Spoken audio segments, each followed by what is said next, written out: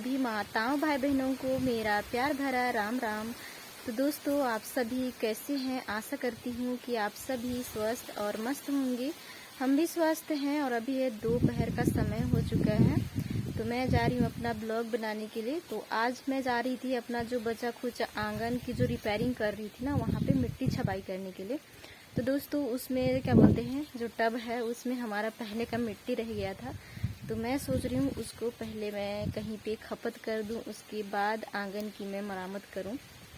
तो उसके लिए यहाँ पर जो मैं मिट्टी भिंगाई थी, ये देखिए दोनों में भींगा हुआ है, अभी भी पूरी तरह से गिल्ला है, देख सकते हैं, देखिए।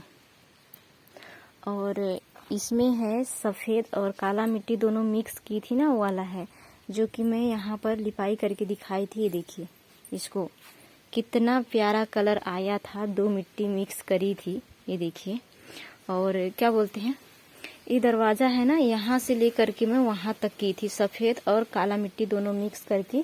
और इधर का नहीं की थी, तो इधर का देखिए पीला कलर दिख रहा है और इधर का जो है बैगनी टाइप में। तो मैं इसको भी करने जा रही हूँ सफ़ेद और काला मिक्स मिट्टी में, ताकि दोनों बरंदा जो है हमारा सेम सेम दिखे, इसलिए मैं इसको करने जा रही हूँ।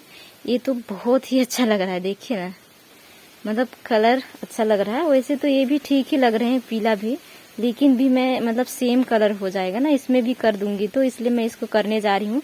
जो बचा खुचा मिट्टी है उसी से, दूसरा मिट्टी मैं नहीं मिला रही हूँ, जो मिट्टी बचा था उसी से करूँगी। ये देखिए, ये जो है ना, ये वाइट मिट्टी था जो कि मैं मिक्स की थी। ये देखिए हल्का फुल्का इसमें वाइट जो है दिखाई दे रहा होगा, ये देखिए, ये देखिए वाइट मिट्टी और काला था, तो दोनों अभी भी हैं। तो इसी से मैं लिपाई कर दूंगी उस बरंदे की अभी फिर से, ताकि मिट्टी जो है खपत हो जाए, हमारा फेंकना ना पड़े। बस यही सोच करके मैं सोच रही हूँ कि इसको भी लिपाई कर दूं और दोनों बरंदे जो है सेम हो जाएं। उसके बाद इसमें हमें ना मिट्टी सनाई करनी है आंगन छबाई के लिए। तो चलिए बने रहिए, आप लोगों को फिर से मैं दूसरी बार दिखाने जा रही हूँ सफ़ेद मिट्टी और काला मिट्टी दोनों मिक्स की लिपाई।